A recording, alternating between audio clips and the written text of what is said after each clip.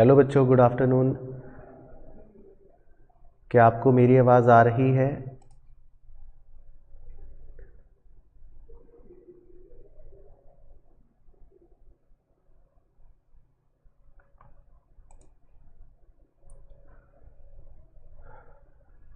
Deepanshu, Prerna, Rajeev, Abhishek, good afternoon.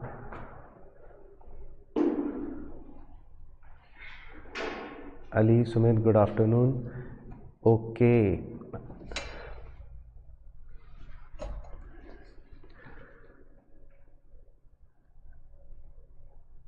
ठीक है Ayush, all right.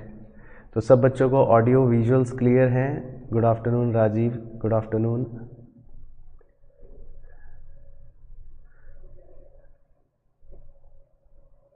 Audio video clear, okay Prerna, ठीक है। तो क्या हाल चाल है बच्चों आपके? Good afternoon, good afternoon, good afternoon हर्ष।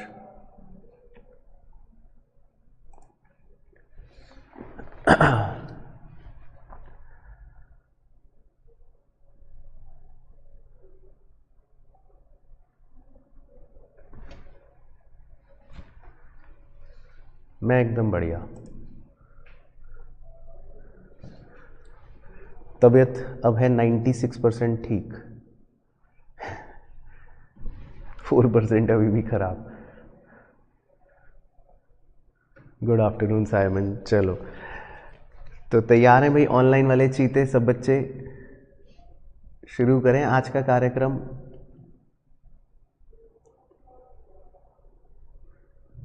Good afternoon.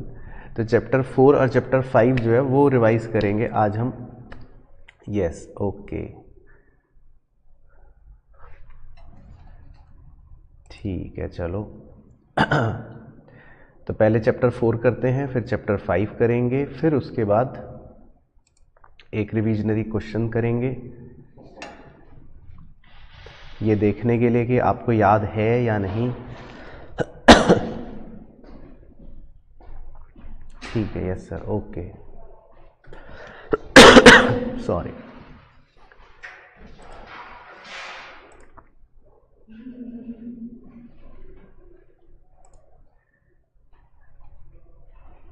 चलो, तो पहले चैप्टर 4 शुरू करते हैं। तो चैप्टर 4 के अंदर, चैप्टर 4 का नाम है government policies for business growth. इसका मतलब है कि सरकार की क्या नीतियां होंगी बिजनेस के ग्रोथ के लिए। तो इसमें सबसे पहले हम कहते हैं, हमारी शुरुआत होती है फर्स्ट पॉइंट से कि गवर्नमेंट पॉलिसीज़ आर साइन क्यों नॉन, यानी कि एसेंशियल। इसका मतलब हो गया साइन क्यों non essential for all the spheres of the economy. तो किसी भी इकोनॉमी के काम के लिए जो गवर्नमेंट की पॉलिसियां हैं वो इम्पॉर्टेंट होती हैं, बहुत ज़रूरी होती हैं। तो जैसे हम अगर इंडियन इकोनॉमी की बात करेंगे, तो जो हमारे इकोनॉमी में अगर कोई भी बिज़नेस है तो उस बिज़नेस को जितनी भी सरकारी पॉलिसियां होंगी वो प्रभावित करेंगी, वो अफेक्ट करेंगी। तो ये चैप्टर है बेसिकली। तो इसमें सबसे पहला पॉइंट है हिस्टोरिकल स्केच का, यानी कि इतिहास इसका बहुत पुराना है, प्राचीन काल से गवर्नमेंट पॉलिसियां चली आ रही हैं।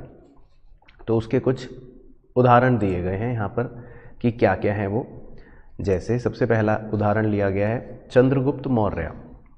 तो चंद्रगुप्त मौर्य के टाइम पर भी गवर्नमेंट पॉलिसियाँ थीं, और उस समय जो चंद्रगुप्त मौर्य के सबसे खास कह सकते हैं उनको गाइड करने वाले जो व्यक्ति थे, चाणक्य, उन्होंने किताब भी लिखी थी।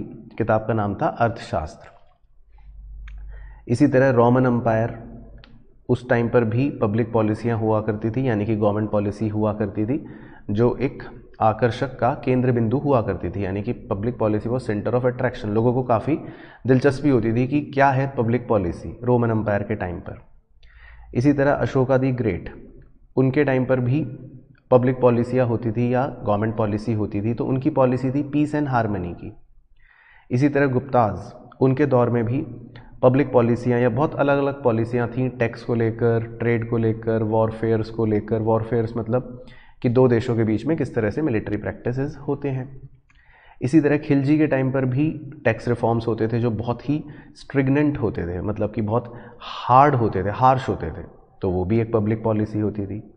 इसी तरह अकबर के टाइम पे तोदारमल जो उनके दरबार में थे, उन्होंने भी कुछ नीतियाँ बनाई थी जिनमें से लैंड रिफॉर्म्स थे। तो पब्लिक पॉलिसियों का इतिहास जो है वो बहुत पुराना है, ये हिस्टोरिकल स्केच में बताया है। फिर थोड़ा सा अगर हम और आगे बढ़ें तो ब्रिटिशर्स के रूल के अंदर, जब इंडिया ब्रिटिशर्स के रूल के अंदर था तब भी पब्लिक पॉलिसियाँ हुआ करती थी। कुछ हमने जैसे पढ़ी हैं, जैसे ज़मींदारी सिस्टम। और इसी बात पर दादा भाई नायरोजी ने एक पुस्तक भी लिखी थी। पुस्तक का नाम था poverty and un British rule. तो इस पुस्तक में उन्होंने बेसिकली ड्रेन थ्योरी का जिक्र करा था। ड्रेन थ्योरी का मतलब है कि ब्रिटिशर्स ने कैसे हमारी वेल्थ को ड्रेन कर लिया, मतलब कैसे उन्होंने हमारी वेल्थ को चूस लिया एक तरह से। तो ये भी पब्लिक पॉलिसी के अंदर ही आ गई बात। फिर कुछ MCQ के लिए ज़रूरी बातें, वो ये कि 1948 में अगर हम देखें, सबसे पहला हमारा इंडस्ट्रियल पॉलिसी रिजोल्यूशन आया आज़ादी के बाद। फिर 1951 में हमारा सबसे पहला फर्स्ट 5 ईयर प्लान आया, यानी कि जो हम 5-5 साल के इकोनॉमिक प्लानिंग करते हैं। फिर 1956 में हमारा दूसरा इंडस्ट्रियल पॉलिसी रिजोल्यूशन आया, IPR। बाकी 1950 से लेकर 1990 के दौर को हम डोमिनेंट पब्लिक सेक्टर वाला मानते हैं, क्योंकि उससे इस दौर में ज़्यादा मेजर रोल पब्लिक सेक्टर का था, तो इसीलिए इसको हम कहते हैं सोशलिस्ट इकनॉमी। या इस दौरान की जो हमारी इकनॉमी है उसमें सोशलिस्ट इकनॉमी का फीचर ज़्यादा माना जाता है। फिर 1991 जो है वो एक तरह से हमारे देश में बहुत बड़ा इकोनॉमिक क्रांति आई, यानी कि इकोनॉमिक रिफॉर्म आया, जिसको हमने नाम दिया था LPG। तो LPG के आने के बाद हमारी इकनॉमी थोड़ा सा चेंज हो गई। तो एक कंपैरिजन सा बन गया कि आने से पहले, यानी कि LPG आने से पहले हमारी इकनॉमी जो थी वो थी एक प्रकार से क्लोज्ड इकनॉमी, क्योंकि हम बाहर के देशों के साथ व्यापार नहीं करते थे। दूसरा, रेगुलेशन होता था, यानी कि सरकार जो है वो बहुत चीज़ों पर रेगुलेशंस लगाती थी, हमें कंट्रोल करती थी। और तीसरा ये कि पब्लिक सेक्टर जो है वो बहुत डोमिनेंट था, उसका रोल बहुत ज़्यादा था। लेकिन LPG आने के बाद हमारी इकनॉमी ओपन हो गई, यानी कि हम बाहर के देशों के साथ व्यापार करने शुरू कर चुके थे। लिबरलाइज हो गई। लिबरलाइज का मतलब है गवर्नमेंट ने बहुत सी चीज़ों पर अपने रेगुलेशन हटा लिया था और प्राइस मैकेनिज्म आ गया था। प्राइस मैकेनिज्म का मतलब होता है जहाँ पर प्राइस डिमांड और सप्लाई से अपने आप डिटरमाइन हो जाता है, मतलब गवर्नमेंट ने अपने रोल को कम कर लिया था।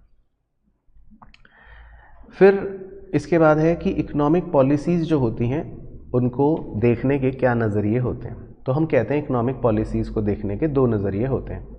एक को बोलते हैं मैक्रो इकोनॉमिक मैनेजमेंट या मैक्रो इकोनॉमिक समझ लो आप। एक हो गया सेक्टर मैनेजमेंट। तो पहले मैक्रो इकोनॉमिक मैनेजमेंट की बात करें तो उसमें आप पढ़ते हो दो तरह की पॉलिसियाँ, फिस्कल पॉलिसी या मॉनेटरी पॉलिसी।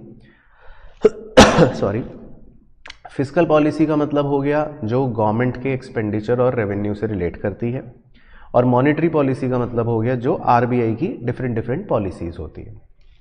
लेकिन अगर सरकार को किसी स्पेसिफिक सेक्टर से रिलेटेड कोई पॉलिसी बनानी हो तो वो हो गया सेक्टर मैनेजमेंट। जैसे एग्रीकल्चर सेक्टर से रिलेटेड हो तो एग्रीकल्चर पॉलिसी, इंडस्ट्रियल सेक्टर से रिलेटेड हो तो इंडस्ट्रियल पॉलिसी, फॉरेन ट्रेड या इन्वेस्टमेंट से रिलेटेड हो तो foreign trade and investment policy. तो उसको हम कंसिडर कर लेते हैं सेक्टर मैनेजमेंट में। चलो, तो पहले एक बार यहाँ तक बता दो कि यहाँ तक याद आ गया, और ऑनलाइन वाले चीज़ों को यहाँ तक याद आ गया।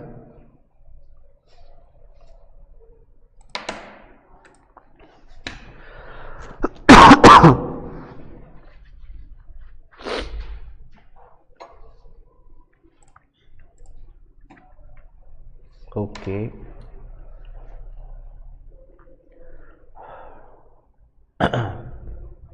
ठीक है।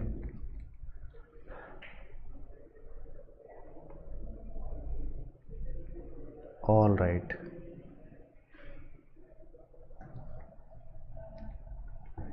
ठीक है। तो यहाँ तक कहानी याद आ गई, ठीक है। अब एक बड़ा ही इंटरेस्टिंग इसमें पॉइंट है कि हम पांच चीज़ों को हम सबसे बड़े मैक्रो इकोनॉमिक इंडिकेटर्स मानते हैं। मतलब कि मैक्रो इकोनॉमिक्स की दुनिया में 5 ऐसी चीज़ें हैं जो हम मानते हैं कि इनको देखकर हम किसी भी देश के मैक्रो इकोनॉमिक एनवायरनमेंट का पता लगा सकते हैं। सॉरी। जैसे इसमें सबसे पहला है जीडीपी, नंबर 2 है इन्फ्लेशन, नंबर 3 है टैक्स रेट, नंबर 4 है इंटरेस्ट रेट्स, नंबर 5 है फॉरेन एक्सचेंज रेट। अब जीडीपी अगर ज़्यादा है हम तब कहते हैं कि ये एक अच्छा इंडिकेटर है। एक सेकेंड।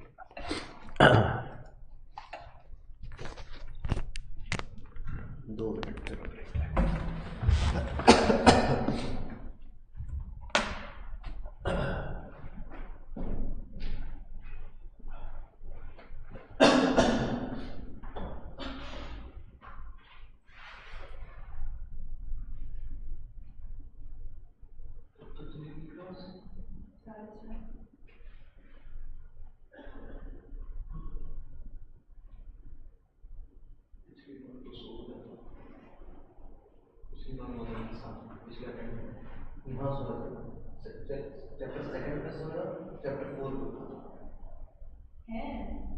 ईयर होती है तब तो थोड़ी आगे हुआ करती थी, सर पढ़ाते हैं थर्ड बेंच पे सो जाते हैं।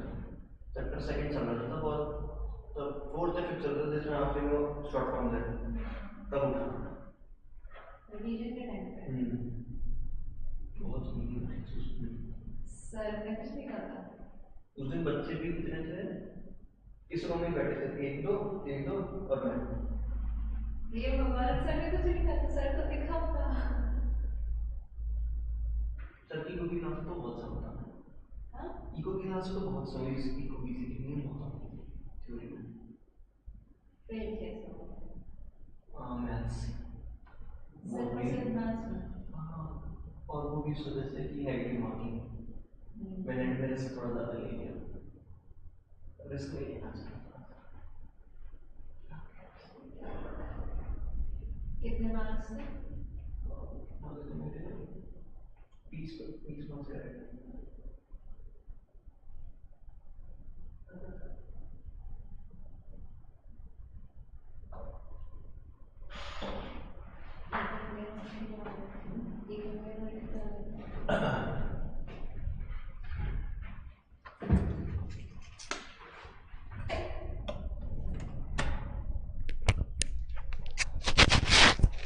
चलो जी, तो 5 तरह के हो गए हमारे मैक्रो इकोनॉमिक इंडिकेटर्स, ठीक है। तो अब हम इसमें कहते हैं कि भाई अगर जीडीपी हमारा अच्छा है, ज़्यादा है मतलब, तब हम कहते हैं कि ये एक अच्छा इंडिकेटर है। इन्फ्लेशन हम कहते हैं कि ये मॉडरेट होना चाहिए, मतलब बहुत ज़्यादा भी नहीं बहुत कम भी नहीं। तो इकोनॉमी में इसीलिए हम बैलेंस बनाकर रखते हैं। अगर इन्फ्लेशन मॉडरेट है तो हम कहते हैं ये एक अच्छा इंडिकेटर है।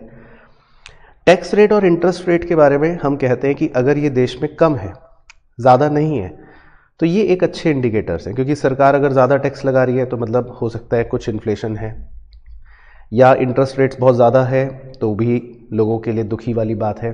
तो इन दोनों का कम होना एक अच्छा इंडिकेटर माना जाता है। बाकी फॉरेन एक्सचेंज रेट बहुत कम भी नहीं होना चाहिए, बहुत ज़्यादा भी नहीं होना चाहिए, यानी कि फॉरेन एक्सचेंज रेट जो है वो मॉडरेट सही होता है। अगर बहुत ज़्यादा हो जाएगा तो भी बेकार, बहुत कम हो जाएगा तो भी बेकार, तो आरबीआई उसको कंट्रोल कर लेता है। फिर है पॉलिसी फॉर्मुलेशन, की पॉलिसी बनती कैसे है। तो पॉलिसी फॉर्मुलेशन मतलब पॉलिसी बनती ऐसे है कि सबसे पहले आता है कंटेक्स्ट। कंटेक्स्ट का मतलब एक तरह से हो गया रॉ आइडिया, कि भाई हमारे दिमाग में कुछ आइडिया आया, फिर उसमें से हम कट शॉर्ट करके छाट काट करके कंटेंट तक पहुंचते हैं, तो वो बन गया पॉलिसी कंटेंट। अब सीधा सरकार आपको तो पॉलिसी बताएगी नहीं, तो इसीलिए सरकार जो है ये पॉलिसी कंटेंट इंस्टीट्यूशंस तक पहुंचाती है। जैसे उदाहरण के तौर पे आरबीआई, बहुत से इंस्टीट्यूशंस होते हैं, तो उदाहरण के लिए हमने आरबीआई ले लिया। अब वो इंस्टीट्यूशंस उस पॉलिसी को लागू करने के लिए अपने अलग अलग प्रोडक्ट्स बनाती हैं, या जिसे हम इंस्ट्रूमेंट्स कह देते हैं। जैसे आरबीआई के उदाहरण में इंस्ट्रूमेंट्स हो गए bank rate, repo rate, CRR, SLR. तो ये इंस्टीट्यूशंस अपने इन इंस्ट्रूमेंट्स के थ्रू जो भी पॉलिसी है उसको फॉलो करवा लेते हैं। तो चाहे उन्हें बढ़ाना हो, घटाना हो, कैसे भी करना हो, तो उसका प्रभाव मार्केट पर और मार्केट पार्टिसिपेंट्स पर पड़ जाता है। तो पॉलिसी फॉर्मुलेशन जो है वो इस प्रकार से होती है। फिर है कि गवर्नमेंट पॉलिसियां कितने प्रकार की हो सकती हैं। ये बढ़िया पॉइंट है, एग्जाम के लिए इंपॉर्टेंट है, तो इस पे क्वेश्चन एमसीक्यू फॉर्म में पूछ लेते हैं। तो हम कहते हैं गवर्नमेंट पॉलिसियां 4 प्रकार की होती है। एक को हम कहते हैं प्रोटेक्टिव। प्रोटेक्टिव का मतलब हो गया कि जिनका काम है रक्षा करने का। एक होती है रिस्ट्रिक्टिव। रिस्ट्रिक्टिव का मतलब होता है रोकना। एक होती है रेगुलेटिव। रेगुलेटिव का मतलब होता है कंट्रोल करना, नियंत्रण करना। और एक होती है फैसिलिटेटिव, यानी कि मदद करना, जिन्हें हम डेवलपमेंट पॉलिसियां भी कहते हैं। तो आपको सबके एग्जाम्पल्स बिल्कुल कंठस्थ होने चाहिए। वो क्या क्या है? प्रोटेक्टिव का है उदाहरण एसएसआई, यानी कि स्मॉल स्केल इंडस्ट्रीज से रिलेटेड जब सरकार ने जो भी पॉलिसियां बनाई वो सब उन्हें प्रोटेक्ट करने के लिए बनाई, तो वो हो गई प्रोटेक्टिव पॉलिसियां। रिस्ट्रिक्टिव पॉलिसियां जो रोकने के लिए बनाई वो था जैसे MRTP act, monopolies and restrictive trade practice act.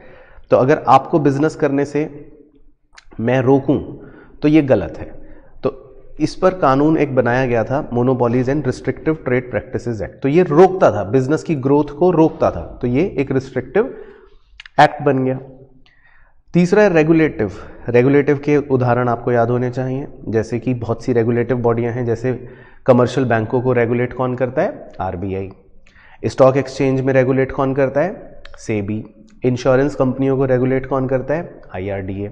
तो ये सब रेगुलेटिव बॉडियां हो गई। और इसी तरह फैसिलिटेटिव, यानी कि सरकार की कुछ मदद करने की पॉलिसियां होती हैं, जैसे formation of NSDC, national skills development corporation, ये स्किल्स डेवलप करने में मदद करती है। या development of MSME, medium and small enterprises, उसमें उनके डेवलपमेंट में ये मदद करती हैं। तो सरकार की पॉलिसियां जो है वो बेसिकली 4 प्रकार की हो सकती हैं, तो हमें ये पता होना चाहिए, प्रोटेक्टिव, रिस्ट्रिक्टिव, रेगुलेटिव और फैसिलिटेटिव, और चारों के अपने अपने एग्जाम्पल्स।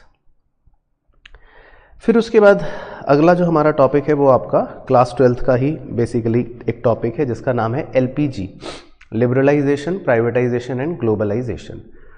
लिबरलाइजेशन का मतलब हो गया कि सरकार थोड़ा छूट देती है आपको, किन चीज़ों पर छूट देती है, जैसे कि पहले लाइसेंस लेना पड़ता था। अगर आप अपनी कोई इंडस्ट्री लगाना चाहते हो या इंडस्ट्री को एक्सपेंड करना चाहते हो, तो सरकार ने वो लाइसेंसिंग को अब ख़त्म कर दिया। बाकी इस लिबरलाइजेशन का फ़ायदा बहुत ज़्यादा बैंकिंग, इंश्योरेंस, ऑटोमोबाइल, FMCG इन सेक्टरों को मिला था। दूसरा है प्राइवेटाइजेशन। प्राइवेटाइजेशन का मतलब तो हम जानते हैं कि भाई प्राइवेट सेक्टर का रोल बढ़ गया, लेकिन उसका होने अलग अलग तरीकों से हो सकता था। जैसे पहला है डेलीगेशन। तो डेलीगेशन में क्या होता है कि रिस्पॉन्सिबिलिटी तो गवर्नमेंट ही अपने पास रखती है, यानी कि ओनरशिप तो गवर्नमेंट ही अपने पास रखती है, वो सिर्फ डिलीवरी का जो जिम्मा है वो प्राइवेट सेक्टर वाले को दे देती है। तो ये सबसे सिंपल तरीका हो गया, जिसको बोल दिया डेलीगेशन। दूसरा है डाइवेस्टमेंट। डाइवेस्टमेंट में कीवर्ड है सरेंडर, यानी कि इसमें सरकार जो होती है वो अपनी कुछ ओनरशिप यानी कि अपनी रिस्पॉन्सिबिलिटी को थोड़ा सा सरेंडर कर देती है और अपना जो स्टेक है वो किसी एक या एक से ज़्यादा प्राइवेट एंटिटी को बेच देती है। तो इसमें कीवर्ड सरेंडर याद रखना है, बस सरेंडर वर्ड देख के आप डाइवेस्टमेंट ऑप्शन पे टिक लगाओगे। फिर एक होता है डिस्प्लेसमेंट। डिस्प्लेसमेंट का मतलब होता है जब आप मेट्रो में जाते हो और मेट्रो की सीट पर भीड़ होती है ज़्यादा, तो आप ज़बरदस्ती वहाँ बैठने के लिए क्या करते हो, बाजू वाले को थोड़ा सा खिसका देते हो तो डिस्प्लेसमेंट भी वही है। इसमें प्राइवेट सेक्टर वाला क्या करता है, वो धीरे धीरे ग्रेजुअली अपने आप को बड़ा करता है, यानी अपने आप को एक्सपैंड करता है, और धीरे धीरे जो गवर्नमेंट एंटिटी होती है उन्हें ऑटोमेटिकली डिस्प्लेस कर देते हैं। जैसे इसका बेस्ट एग्जांपल है टेलीकॉम सेक्टर के अंदर BSNL, MTNL। तो टेलीकॉम सेक्टर में एयरटेल, जियो ये आए और ये इतने बड़े हो गए ऑटोमेटिकली कि इन्होंने गवर्नमेंट वाली कंपनियों को खिसका के भारी कर दिया एक तरह से। तो ये हो गया डिस्प्लेसमेंट। और चौथा होता है डिसइन्वेस्टमेंट। तो डिसइन्वेस्टमेंट इज बेसिकली सेलिंग, बेचना। तो इसमें कीवर्ड है सेलिंग तो इसमें सरकार जो है अपनी ओनरशिप बेच देती है, चाहे अपने एसेट्स हो या कुछ भी आप समझ सकते हो, हिस्सा हो, वो किसी प्राइवेट पार्टी को सेल कर देती है, तो उसको बोल देते हैं डिसइन्वेस्टमेंट।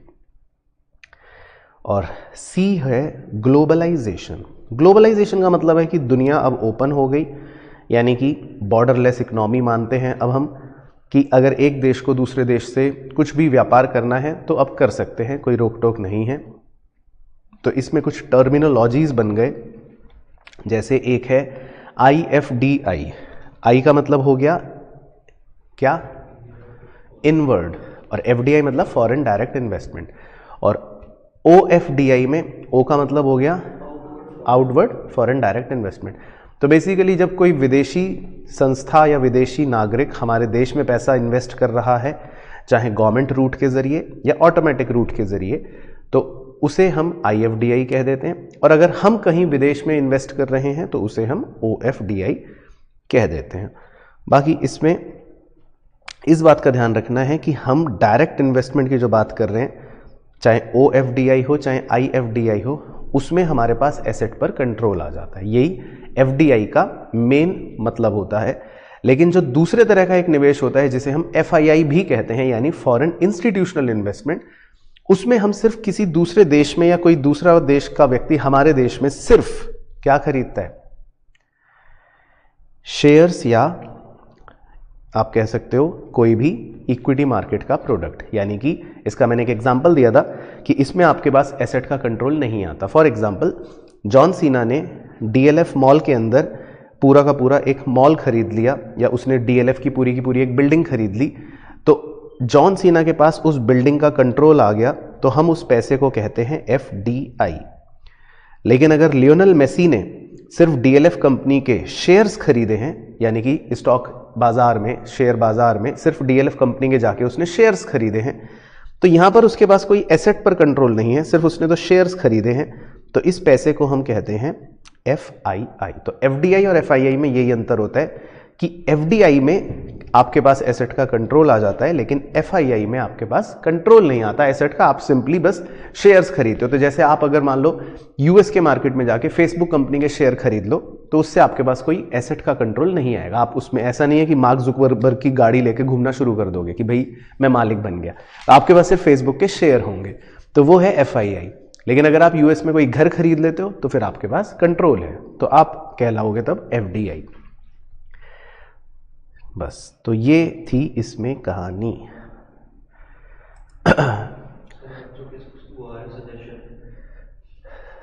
तो ऑनलाइन वाले चीतों को याद आ गया, कहाँ लिखा है?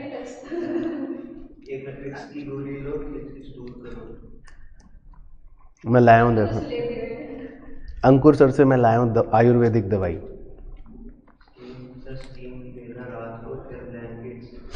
अच्छा, ये भी आ गया।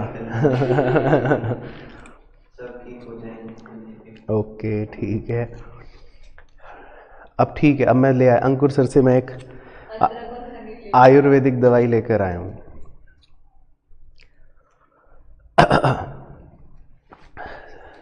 चलो, याद आ गया है, ओके।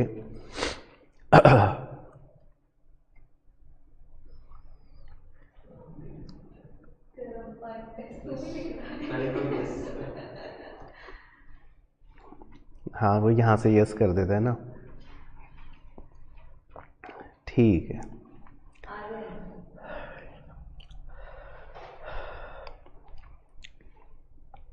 चलो ठीक है, तो अब हम चलते हैं अपने अगले चैप्टर की तरफ। चैप्टर नंबर 5 देखते हैं क्या है उसकी कहानी। तो चैप्टर नंबर 5 में है, 5 का नाम है ऑर्गेनाइजेशंस फैसिलिटेटिंग बिजनेस। तो बहुत ही मतलब इसको मैंने 3 शब्दों को अलग अलग करके बताया था। ऑर्गेनाइजेशन का मतलब संस्थाएं, फैसिलिटेटिंग का मतलब मदद करना, और बिजनेस तो मतलब बिजनेस। तो ये चैप्टर में हम कुछ ऐसे ऑर्गेनाइजेशंस के बारे में पढ़ते हैं जिनका उद्देश्य है बिजनेस की मदद करना। तो इन संस्थानों को हमने 2 कैटेगरियों में डिवाइड कर रखा है। एक को हम बोलते हैं नॉन फंडिंग इंस्टीट्यूशन, ये पैसा नहीं देते, ये आपकी दूसरी तरह से मदद कर देंगे। और एक होते हैं फंडिंग इंस्टीट्यूशन जो आपको पैसा देते हैं। तो पहला देखते हैं इंट्रोडक्शन। इंट्रोडक्शन अच्छा है, इसमें काफ़ी सारे एमसीक्यू बनते हैं कि सबसे इनर वाले आप रेक्टेंगल में देखोगे तो उसमें लिखा है पीओसी। पीओसी का मतलब होता है पॉइंट ऑफ कांटेक्ट। हाँ, यानी कि जब हम बिजनेस करते हैं अगर, तो हमारा जो रोज़मर्रा के जीवन में जिनसे ताल्लुकात होता है, मुलाकात होती है, उन्हें हम पीओसी कहते हैं, यानी कि बिजनेस फैसिलिटेटर। तो ये सब कौन लोग होते हैं, पहले इनके बारे में थोड़ा सा देख लेते हैं। पीओसी वाले तो ये हो सकते हैं जैसे फ्रेट फॉरवर्डर। अब जैसे मेरे को सामान एक जगह से दूसरी जगह भेजना है, तो एक मछुआरा है, कह रहा है मैं नाव में आपका सामान ले जाऊंगा, तो मेरी सीधी मीटिंग किससे हो रही है रोजमर्रा लेवल पर, फ्रेट फॉरवर्डर से। इसी तरह बिजनेस इंक्यूबेटर। बिजनेस इंक्यूबेटर कौन होता है, जो एक यंग बिजनेस को बढ़ाने में मदद कर देता है। तो मान लेते हैं हमारा भी नया नया बिजनेस है, तो कोई व्यक्ति कह रहा है कि मैं आपकी मदद कर दूंगा, तो हमसे हमारी उससे रोज मुलाकात हो रही है। फाइनेंशियल कंसल्टेंट, जो हमारी फाइनेंशियल कंसल्टेंसी कर रहा है हमारे लिए। मर्चेंडाइजर, ये हमारे बिजनेस को रॉ मटेरियल प्रोवाइड कर रहा है फॉर एग्जांपल। बिजनेस एक्सीलरेटर, ये हमारे प्रोडक्ट को जल्दी लॉन्च करने में मदद कर रहा है। तो मतलब ये बहुत सारे ऐसे लोग हो सकते हैं जिनसे हम मुलाकात करते हैं, जो हमारे बिजनेस से बिल्कुल डायरेक्टली रिलेटेड है, इन्हें हम पीओसी कह देते हैं।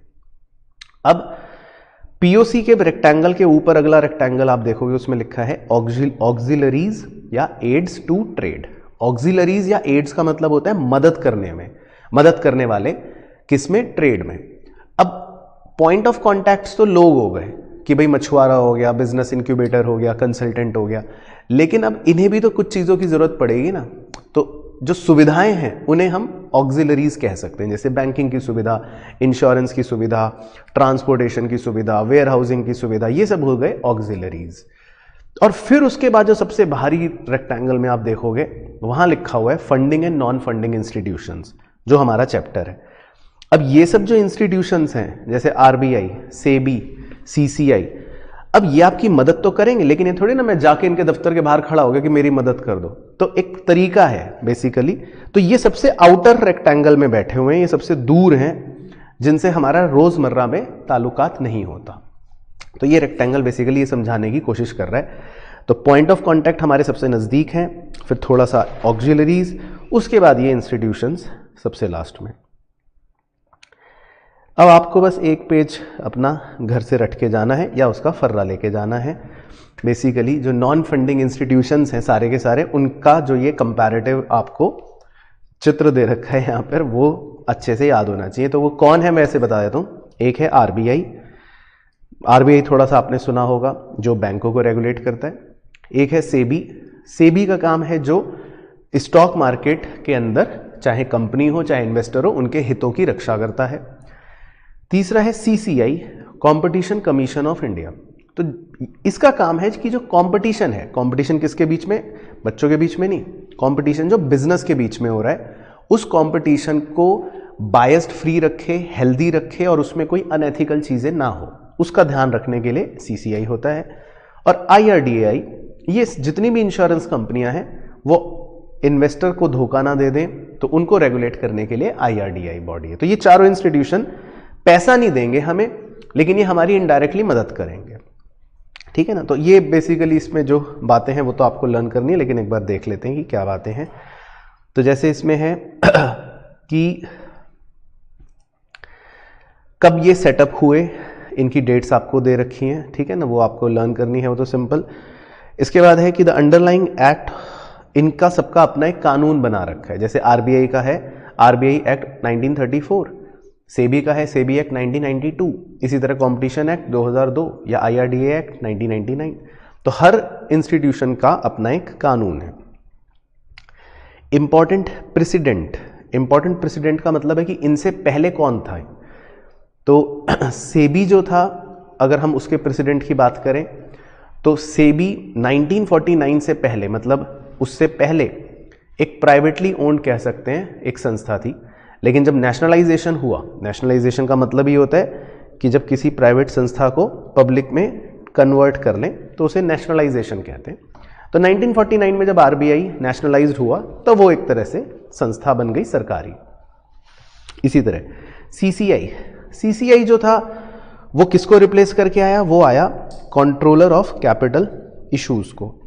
तो उससे पहले ये होता था, लेकिन फिर अब CCI आ गया। इसी तरह सॉरी सेबी, सॉरी हाँ सेबी सॉरी हाँ, कंट्रोलर ऑफ कैपिटल इश्यूज। तो कैपिटल मार्केट में जो पहले ये कंट्रोलर ऑफ कैपिटल इश्यूज था, इसको रिप्लेस करके सेबी आ गया। फिर CCI competition commission of India, ये पहले MRTP एक्ट जो हमने अभी थोड़ी देर पहले भी देखा था, यानी monopolies and restrictive trade practices, इस एक्ट को हटाकर फिर कंपटीशन एक्ट आ गया हमारा 2002 में। और IRDA ये तो एक ब्लेंड है, यानी कि जो ये आप देख रहे हो 1999 में आया IRDA एक्ट, ये insurance act 1938, life insurance corporation act 1956 और जनरल इंश्योरेंस बिजनेस एक्ट 1972, इन तीनों का ही मतलब एक तरह से मिश्रण बनाकर आया और इन तीनों को फिर खराब कर दिया या हटा दिया। तो बेसिकली इन सब के अपने अपने प्रेसिडेंट्स हैं, यानी कि इनसे पहले ये सब एक्ट्स होते थे।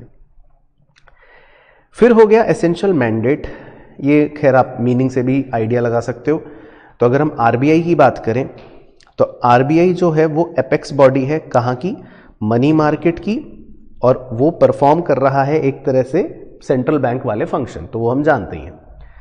इसी तरह सेबी जो है वो कहाँ का एपेक्स अथॉरिटी है? कैपिटल मार्केट की, और वो इन्वेस्टर्स के हितों की रक्षा कर रहा है। इसी तरह कंपटीशन एक्ट जो है वो नॉन फाइनेंशियल मार्केट्स की एपेक्स बॉडी है और वो ग्राहकों के हितों की रक्षा कर रहा है और प्रोड्यूसर्स को भी फ्रीडम टू ट्रेड दे रहा है। और जो IRDA है वो कौन से मार्केट की एपेक्स बॉडी है? इंश्योरेंस प्रोडक्ट के मार्केट की, और वो इंटरेस्ट ऑफ पॉलिसी होल्डर्स की रक्षा कर रहा है। मतलब कि अगर आपने इंश्योरेंस करवाया और आपको कोई इंश्योरेंस कंपनी धोखा दे दे तो फिर आप कहाँ कंप्लेन करोगे? IRDA में। तो IRDA जो है वो हमारे इंश्योरेंस पॉलिसी होल्डर्स के हितों की रक्षा कर रहे हैं। तो मतलब सबका अपना अपना एक दायरा है, सब अपने अपने इलाकों के दादा हैं। उसके बाद फंक्शंस, तो फंक्शंस जो हैं वो आपको बस एक बार रीड करने, जैसे सबके अपने फंक्शंस हैं। RBI के अगर आप फंक्शंस देखोगे तो वो सारे के सारे आपने थोड़े बहुत 12th में जो पढ़ रखे हैं उसी तरह है कि मॉनेटाइजेशन करना, मनी सप्लाई देखना, या पेमेंट मैकेनिज्म को सही रखना, सेंट्रल गवर्नमेंट का पैसा संभाल के रखना, फॉरेन एक्सचेंज को संभाल के रखना। इसी तरह अगर आप सेबी के फंक्शंस देखोगे तो इट इज़ मोर और लेस कैपिटल मार्केट से रिलेटेड, कि भाई कोई कंपनी अगर इशू करना चाहती है शेयर्स तो वो देखना, लिस्टिंग रिक्वायरमेंट्स बताना या डिस्क्लोजर रिक्वायरमेंट्स बताना, वो इसका ध्यान रखती है। इसी तरह कंपटीशन एक्ट के अंदर ये देखते हैं कि भाई कोई एंटी कॉम्पिटिटिव एग्रीमेंट तो नहीं कर रहा, तो पता चला दो कंपनियां मिलके कह दें कि चलो हम ऐसा एग्रीमेंट बना लेते हैं, किसी और को आने नहीं देंगे, तो वो गलत है। या कोई कंपनी ऐसा तो नहीं कर रही कि अपनी डोमिनेंट पोजीशन का एब्यूज कर रही हो, मतलब अपनी शक्तियों का नाजायज फायदा तो नहीं उठा रही, तो कि कंपटीशन एक्ट इन बातों का ध्यान रखता है। इसी तरह जो इंश्योरेंस का IRDA एक्ट है वो किन बातों का ध्यान रखता है कि भाई कुछ भी अगर हमें इशू करना हो, रिन्यू करना हो, मॉडिफाई करना हो, विड्रॉ करवाना हो, सस्पेंड करना हो, कैंसिल करना हो किसी भी इंश्योरेंस कंपनी का रजिस्ट्रेशन, तो वो कर सकती है ताकि पॉलिसी होल्डर्स के हितों की रक्षा की जा सके। तो मतलब इनके फंक्शंस भी वही मोटा मोटी हैं जो इनके नाम से क्लियर हो जाते हैं। अब सबसे बड़ा पॉइंट ये है कि ये बिजनेस की मदद कैसे कर रहे हैं। तो RBI कैसे मदद कर रहा है बिजनेस की? अगर RBI ने बैंक रेट कम कर दिया तो आपको लोन सस्ता मिलेगा, तो आपकी मदद हो गई। सेबी कैसे मदद कर रहा है आपकी? आपको अगर पैसा चाहिए, रेज करना है फंड, तो आप कैपिटल मार्केट में अपना शेयर्स इशू कर दो, तो सेबी आपकी मदद ऐसे कर रहा है। कंपटीशन एक्ट आपको कैसे मदद कर रहा है? कोई बड़ी कंपनी आपको रोक रही है तो ये कंपटीशन एक्ट उसे हटा देगा, कहेगा भाई तुम गलत कर रहे हो, तुम ऐसा नहीं कर सकते, तो ये भी आपकी मदद कर रहा है। IRDA एक्ट वो कैसे मदद कर रही है? भाई आपको डर है कि मेरा सामान जल ना जाए, तो आप इंश्योरेंस करवाते हो, तो आप अपने रिस्क को, बिजनेस के रिस्क को ट्रांसफर कर रहे हो, तो IRDA उस तरह से आपके बिजनेस की मदद कर रहा है। तो हर कोई कहीं ना कहीं आपके बिजनेस की मदद कर रहा है, लेकिन पैसा कोई नहीं देगा। तो ये नॉन फंडिंग इंस्टीट्यूशंस हैं। बाकी कुछ इंपॉर्टेंट टर्मिनोलॉजीज हैं, जैसे RBI वाली तो खैर आपको पता ही है, CRR, SLR, bank rate, repo rate, reverse repo rate, ये सब तो कॉमन है। सेबी के अंदर लिस्टिंग का मतलब होता है जब स्टॉक एक्सचेंज में कोई शेयर लिस्ट हो जाता है। कॉर्पोरेट गवर्नेंस का मतलब हो गया रूल्स एंड रेगुलेशंस। इसी तरह कंपटीशन एक्ट के अंदर हो गया बिजनेस कॉम्बिनेशन। बिजनेस कॉम्बिनेशन का मतलब होता है जब दो या दो से ज़्यादा बिजनेस कोई मिलकर काम करने का सोच रहे हैं, दैट इज बिजनेस कॉम्बिनेशन। और इंश्योरेंस के अंदर तो लाइफ इंश्योरेंस आप सुनते ही हो, जनरल इंश्योरेंस मतलब चीज़ों का इंश्योरेंस। बाकी रीसेंट डेवलपमेंट जो है वो न्यूज़ बेस्ड है, तो जो इसमें दे रखा है आप वो पढ़ सकते हो। हालांकि कोई रीसेंट न्यूज़ होगी तो ही आपसे पूछेगा, अदरवाइज ये सब पुरानी ही न्यूज़ है। जैसे आरबीआई की डीमोनेटाइजेशन की, या आईआरडीए के कोविड वाले टाइम पर इंश्योरेंस प्रोडक्ट्स निकालने की, या सेबी की 2015 में एलओडीआर इशू करने की। तो नहीं, वो नहीं पूछेगा, वो फिर चैप्टर 3 में जो गिवन कंपनीज है उन्हीं में से पूछेगा, उसमें नहीं है। उसमें तो हम कंपनियों के बारे में पढ़ते हैं ना। हाँ, लेकिन फिर भी सीए की को इतनी बेसिक नॉलेज होनी चाहिए तो वो पूछ सकता है। चलो, तो पहले एक बार यहाँ तक पूछ लेते हैं। ऑनलाइन वाले चीतों को यहाँ तक याद आ गया जी? अच्छा, फर्रे बना रहे हैं इसका। इजी मेथड है फर्रा।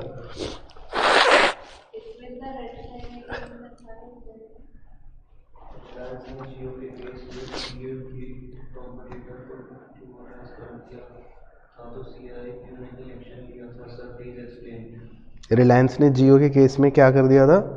हाँ, तो करा था ना, फिर एयरटेल ने पता है करा था, केस करा था।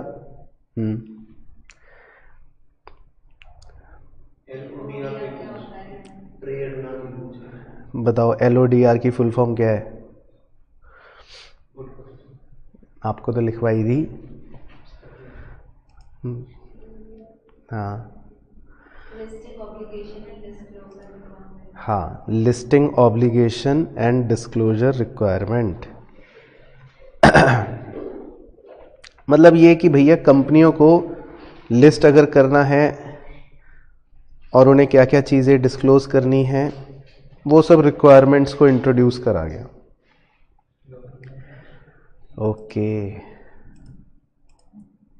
ठीक है प्रेरणा दीदी, listing obligation and disclosure requirement.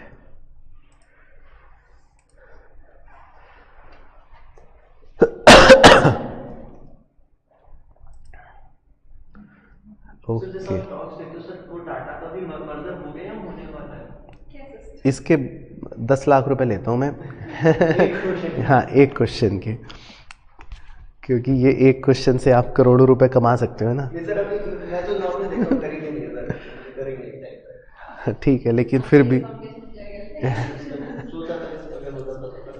चलो अच्छा, अब आगे बढ़ते हैं। अब देखते हैं फंडिंग इंस्टीट्यूशंस के बारे में, जो खैर हमारे सिलेबस में एक ही है, लेकिन कहाँ से कहानी शुरू हुई वो बता देता हूँ। तो ये कहानी शुरू हुई इंडियन डेवलपमेंट बैंक्स, मतलब ये एक टर्मिनोलॉजी आई कि ये डेवलपमेंट बैंक्स ही समझ लो, इंडियन तो चलो इंडियन हो गया, डेवलपमेंट बैंक्स, यहाँ से कहानी शुरू हुई। तो ये मतलब ये है कि बैंक्स को बनाया ही इसीलिए गया एक टाइम पर कि आपको डेवलपमेंट करना है, मतलब कि अगर कोई बिजनेस डेवलप होना चाहता है आप उसकी मदद करें। तो बिजनेस के लिए कहा जाता है कि भाई finance is life blood of A business. Business के लिए पैसा जो है वो एक तरह से मतलब उसका खून है। खून मतलब कि जिंदगी उसी से है, पैसा नहीं होगा तो बिजनेस नहीं है। तो यहाँ पर पैसे को दो कैटेगरियाँ दी गई हैं। एक को बोलते हैं वर्किंग कैपिटल। वर्किंग कैपिटल का मतलब हो गया जो रोजमर्रा के लिए आपको पैसे चाहिए, और दूसरे को बोलते हैं कैपेक्स। कैपेक्स मतलब हो गया कैपिटल एक्सपेंडिचर, कि भाई आपको मशीन खरीदनी है 5 साल के लिए या कोई और चीज़ खरीदनी है 10 साल के लिए, लॉन्ग टर्म के लिए, तो उसको कैपेक्स बोल देते हैं। अब बीते ज़माने में क्या क्या कुछ इवेंट्स हुए, जैसे 1948 में सबसे पहले industrial finance corporation of India IFCI की स्थापना हुई। ये एक डेवलपमेंट बैंक था। 1955 में industrial credit and investment corporation of India ICICI की स्थापना हुई। ये एक डेवलपमेंट बैंक था। 1964 में industries development bank of India की स्थापना हुई। ये एक डेवलपमेंट बैंक था। हालांकि अब ICICI और IDBI ये दोनों अब कमर्शियल बैंक बन चुके हैं, आप शायद जानते होंगे। बाकी IFCI जो है वो एक नॉन बैंकिंग फाइनेंस कंपनी है in the non deposit seeking institution category, short में लिखा है NBFC-NDSI। तो ये जो है ये लोगों के डिपॉजिट नहीं लेता, मतलब ये एक कमर्शियल बैंक नहीं है। आप ICICI में जा सकते हो, IDBI में जा सकते हो। IFCI जो है वो एक कमर्शियल बैंक नहीं है, वो एक नॉन बैंकिंग फाइनेंस कंपनी है, वो डिपॉजिट्स नहीं लेती। तो ये कुछ लैंड डेवलपमेंट बैंक्स की हिस्ट्री थी। लेकिन इन सब डेवलपमेंट बैंकों के जो दादा हैं, मतलब दादा मतलब एपेक्स बॉडी, वो है नबार्ड। तो नबार्ड की स्थापना ही इसीलिए करी गई थी कि ये उन इंस्टीट्यूशंस को फंड देंगे जो आगे फिर लोगों को फंड देंगे। तो नबार्ड का नाम है national bank for agriculture and rural development. तो ये सबसे बड़ा मतलब एपेक्स डेवलपमेंट बैंक है इंडिया का। तो नबार्ड के बारे में आपको कुछ बातें पता होनी चाहिए कि भाई ये सबसे बड़ा यानी कि एपेक्स फाइनेंसिंग एजेंसी है जो मदद करता है रूरल एरियाज़ में खासकर, और ये उन इंस्टीट्यूशंस को फंड देते हैं जो इंस्टीट्यूशंस आगे बिजनेसेस को फंड देते हैं बेसिकली। तो इसीलिए कहते हैं कि इनका काम है इंस्टीट्यूशन बिल्डिंग का। बाकी ये रूरल फाइनेंसिंग एक्टिविटीज़ में इन्वॉल्व होते हैं, यानी कि अगर किसी रूरल एरिया में पैसों की आवश्यकता है तो वहाँ पर ये फंडिंग प्रोवाइड करते हैं। इसके अलावा ये प्रोजेक्ट्स जो भी रीफाइनेंस होने हैं उसे मॉनिटर करते हैं, उन्हें देखते हैं कि क्या इस प्रोजेक्ट को दोबारा से पैसे दिए जाएं या नहीं दिए जाएं, ये भी बात वो देखते हैं। इसके अलावा वो रूरल सेक्टर में पैसा या रूरल सेक्टर में इंस्टीट्यूशंस को डेवलप करना या अपने जो भी उनके क्लाइंट इंस्टीट्यूट्स हैं उनकी थोड़ी चेकिंग करना या फिर रूरल इकोनॉमी के अंदर फाइनेंशियल हेल्प करना, ये सब इनके फंक्शंस के अंदर आता है। या फिर ट्रेनिंग्स फैसिलिटीज़ प्रोवाइड करना, ये सब इनके फंक्शंस के अंदर आता है। और ये अलग अलग cooperative banks, regional rural banks और अपने IBPSCWE एक एग्ज़ाम होता है उसको भी ये मॉनिटर करते हैं। तो ये सारी चीज़ें नबार्ड के फंक्शंस के अंदर आ जाती हैं। बाकी यहाँ पर भी यही बात लिखी है, थोड़ा सा उसमें कीवर्ड्स बता देता हूँ क्या क्या हैं कि नबार्ड जो है वो जितने भी स्टेट कोऑपरेटिव्स हैं या रीजनल रूरल बैंक्स हैं या कमर्शियल बैंक्स हैं या डेवलपमेंट बैंक्स हैं, इन सबको फाइनेंस करता है, इन सबको पैसा प्रोवाइड करता है ताकि ये बैंक्स या ये इंस्टीट्यूशंस आगे कंपनियों को, कॉरपोरेशंस को, इंडिविजुअल्स को, किसी को भी अपना फंड दे सकें। और नबार्ड का जो हेड ऑफिस है वो मुंबई में है, ये आपको पता होना चाहिए। और बहुत सारे सेल्फ हेल्प ग्रुप्स से भी नबार्ड जो है वो लिंक है। और सेल्फ हेल्प ग्रुप्स जो होते हैं वो क्या होता है वो आपको अगर याद हो, उसमें बहुत से लोग अपना पैसा पूल कर लेते हैं और ताकि ज़रूरत आने पर किसी को भी पैसों की आवश्यकता पड़े तो वो उस पूल से ले लेते हैं। तो महिलाओं के बीच में ये सेल्फ हेल्प ग्रुप्स ज़्यादा एक अच्छा टूल साबित हुआ था, ये हम जानते हैं। बाकी नबार्ड जो है उसका पोर्टफोलियो मतलब बहुत सारी अलग अलग डाइवर्स फील्ड्स में है, जैसे watershed development, tribal development, farm innovation, यहाँ के लिए भी उसने अपने बहुत सारे अपने डेडिकेटेड अलग अलग फंड्स बना रखे हैं। तो बेसिकली नबार्ड में बस ये बातें हमें पता होनी चाहिए। तो 4 आपको नॉन फंडिंग इंस्टीट्यूशंस और 1 फंडिंग इंस्टीट्यूशन के बारे में बस ये बात पता होनी चाहिए। तो याद आ गई स्टोरी? ठीक है, ऑनलाइन वाले चीतों को याद आ गई इस कहानी?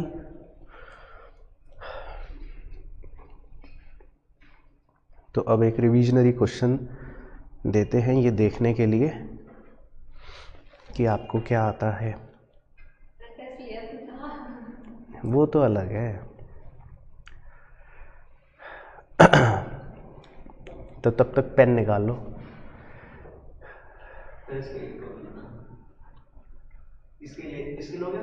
किसी का भी दे सकते हैं, वो तो इसका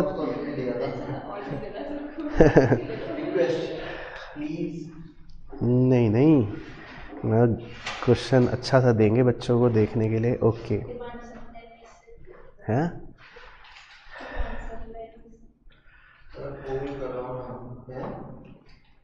पोल मतलब क्विज, पोल मतलब होता है क्विज। हाँ मतलब पोल ये है इसमें।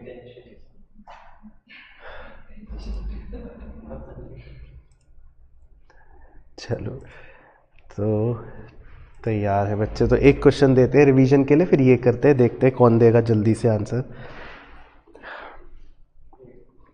लिखो D of P is equal to 11 minus 4/3p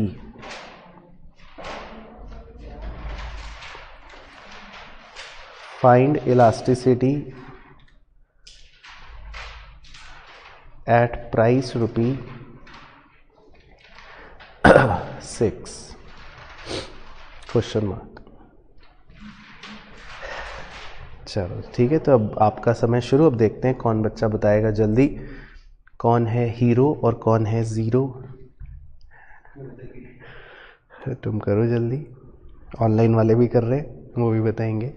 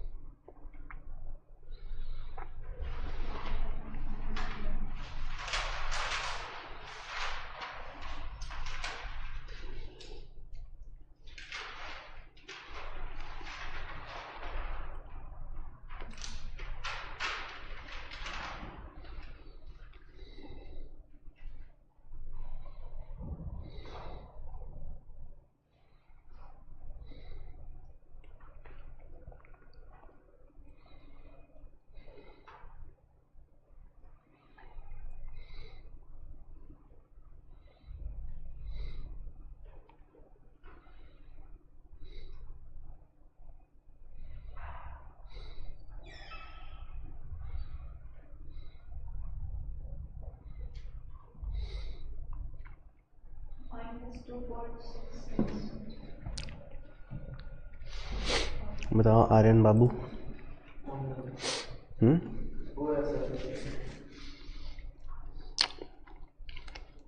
तो ऑनलाइन वाले चीतो फटाफट करो भाई।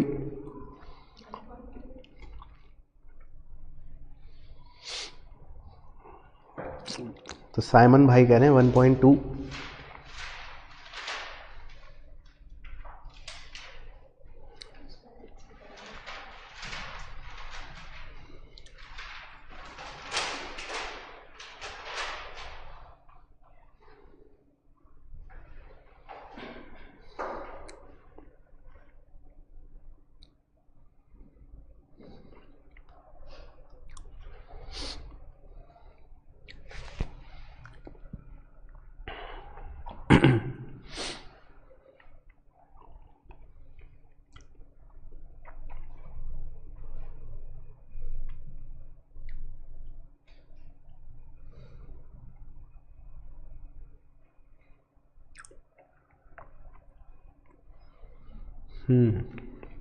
तो ऑनलाइन वालों ने तो हार मान ली।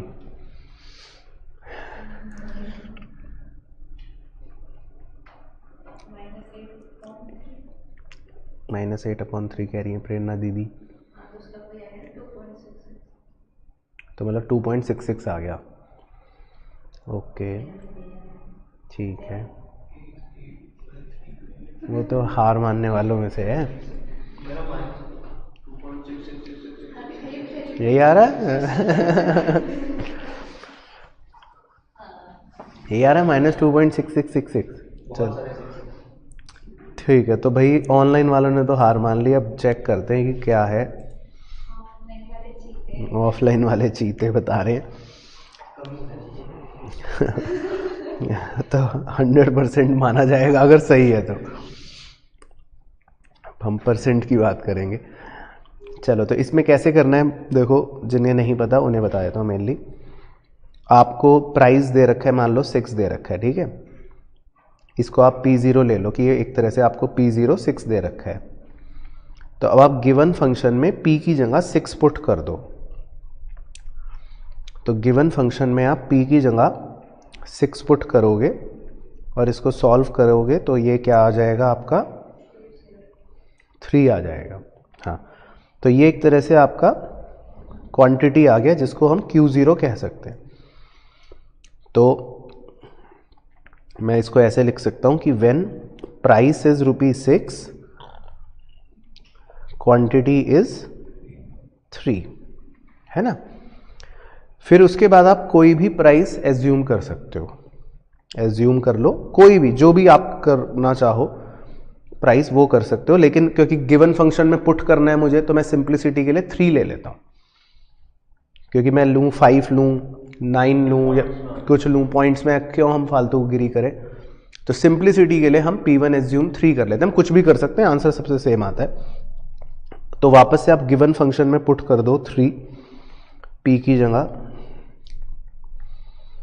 तो आपका ये आ जाएगा 7। तो ये आपकी क्वांटिटी आ गई 7, इसको हमने नाम दे दिया Q1। तो मतलब मैं ये कह सकता हूं कि when price is ₹3, quantity is 7। फिर आप अपना जो देसी फॉर्मूला है इलास्टिसिटी का वो इस पर अप्लाई कर सकते हो। Q1 minus Q0 upon P1 minus P0 into P0 upon Q0। Q1 है 7, Q0 है 3, P1 है 3, P0 है 6 इंटू P0 है 6 अपॉन Q0 है 3।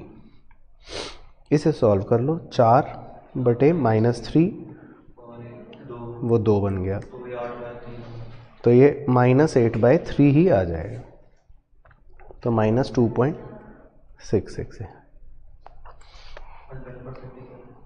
तो मतलब 100% ऑफलाइन वाले चीज़ें। तो ऑनलाइन वालों को क्लियर है भाई? 1.2 पता नहीं, गलत आ रहा होगा, तो आएगा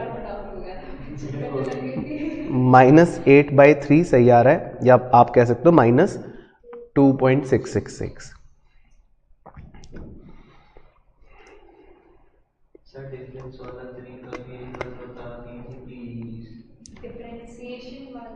डिफरेंशिएशन वाला एक बच्चा कह रहा है कि वो भी बता दो। जब डिफरेंशिएशन वाला बताते हैं तो बच्चा कहता है सर ये इजी वाला बता दो, इजी वाला बता दो, तो बच्चा कहता है सर वो वाला बता दो। तो भाई जो मैथ्स वाले चीज़ें हैं, अच्छा उसने आर्क मेथड से निकाला, हाँ नहीं आर्क से नहीं लगाना, क्योंकि आर्क से साइमन भाई वो अलग मेथड है, उससे आंसर भी अलग ही आएगा। चलो अगर जिसको डिफरेंशिएशन मेथड से करना है उसके लिए सिंपल है, वो इसको डिफरेंशिएट कर दो। तो आप गिवन फंक्शन को प्राइस के रेस्पेक्ट में डिफरेंशिएट करोगे तो कितना आ जाएगा, ये तो 0 हो गया, और वो बचेगा खाली -4/3। खाली मैथ्स वाले चीतों के लिए, अब इसमें ये मत पूछना है कैसे आया, बस। अब फिर अब आप ईडी का फॉर्मूला ΔQ/ΔP इंटू P/Q। तो ΔQ/ΔP तो आपका है ही -4/3, P है आपका 6, और Q जब पुट करा था मतलब वही P0 Q0 तो सेम ही रहेंगे 3, तो वो वही बन जाएगा। कर सकते हैं ना, मैंने उसी से किया। हाँ कर सकते हैं, कर सकते हैं। तो डिफरेंशिएशन वाले से भी कर सकते हो, जो बच्चे मैथ्स के उस्ताद हैं। बाकी जो मैथ्स के उस्ताद नहीं हैं वो देसी तरीके से कर सकते हैं, लेकिन फॉर्मूला यही लगाना है, ये ध्यान रखना है आपको, जो प्रोपोर्शनेट मेथड है। आर्क मेथड नहीं लगाना, आर्क मेथड सिर्फ तब लगाते हैं जब क्वेश्चन स्पेसिफिकली कहेगा, क्योंकि वो अलग ही हो जाएगा आंसर। हाँ फिर उससे आंसर भी अलग आ जाते हैं। चलो ओके, क्लियर हो गई कहानी? ओके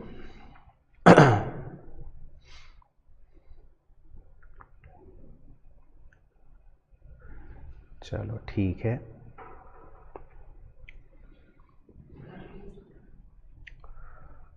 तो क्लियर सबको?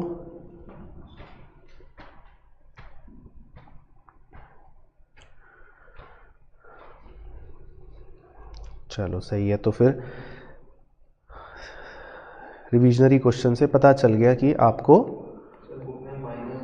याद है। पहले वो नहीं लगाना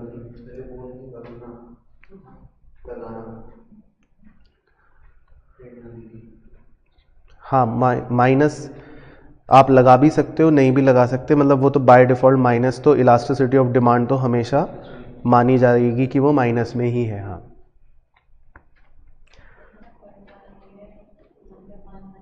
हमें मानना ही है। हाँ, क्योंकि इलास्टिसिटी ऑफ डिमांड जो है वो नेगेटिव है ही है बाय डिफ़ॉल्ट।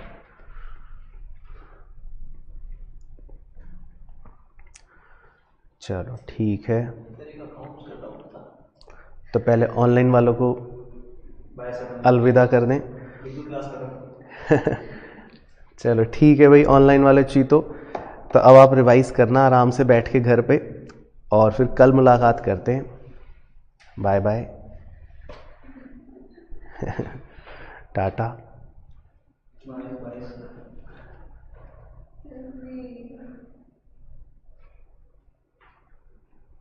बी वाई में कौन सी बात होती है? वही तो ये बता दे कि